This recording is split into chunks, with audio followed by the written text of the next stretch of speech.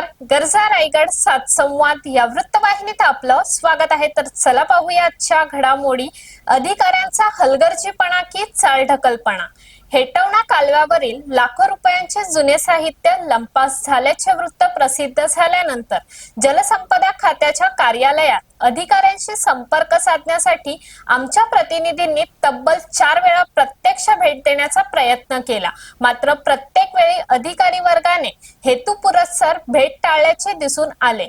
अखेर 5व्या भेटीत या कामावर देखरेख करणारे अधिकारी अल्पेश पाटील यांनी प्रतिनिधींना भेट दिली। यावेळी त्यांनी दिलेल्या खुलाशावरून अनेक प्रश्न निर्माण होत आहेत। शासनाचा लाखो रुपयांचा ऐवज चोरीला गेल्याची बाब गंभीर असताना त्यांनी केवळ 6 मार्च 2026 रोजी पेण पोलीस ठाण्यात तक्रारी अर्ज दिल्याचे सांगितले। मात्र इतक्या मोठ्या प्रमाणात चोरी होऊनही रीतसर FIR नोंदविण्यात आलेली नाही। ही बाब संशयास्पद ठरत आहे। अल्पेश पाटील यांच्या म्हणण्यानुसार तब्बल 10 पूल चोरीस गेले आहेत। या पुलाची बाजारभावानुसार किंमत लाखोंमध्ये जात असताना केवळ 4 ओळींचा अर्ज देऊन जबाबदारी झटकण्याचा प्रयत्न होत असल्याचा आरोप होत आहे।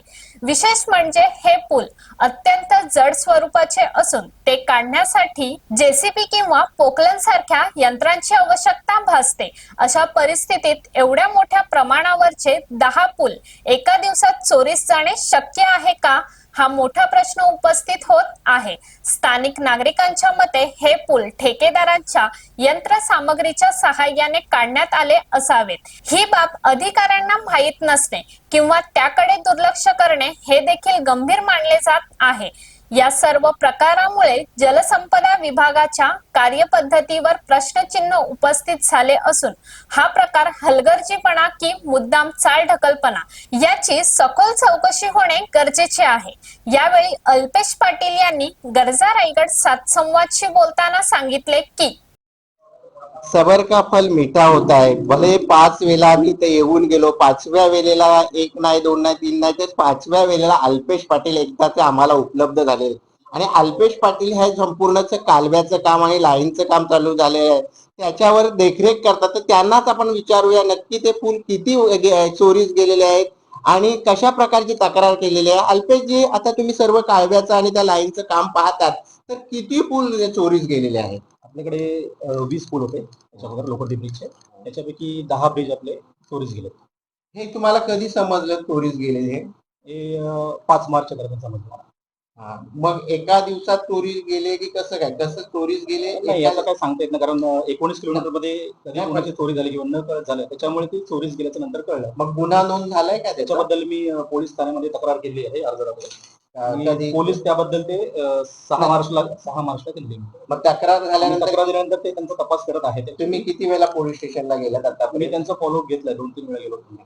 मग तो जर लाखो रुपयाची प्रॉपर्टी आपली जाते तर तुम्ही मग त्याचा गुन्हा का नोंदवलात नाही, साधा एक अर्ज का दिला? त्याचा गुन्हाच नोंदवला मी ऍक्च्युअली। नाही, हा गुन्हा नाही, तुम्ही जे आम्हाला दाखवताय ते गुन्हा नाही, तो साधा एक फॉर्मॅलिटी पूर्ण झालेली आहे याच्यामध्ये, पण तपास करत आहे, तपास करा। परंतु मला असं नाही तुम्हाला वाटत की तुमच्या खात्याची हलगर्जीपणा आहे?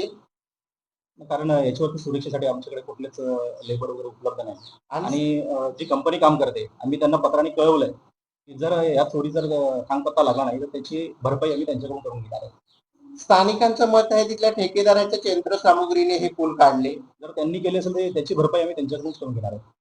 धन्यवाद।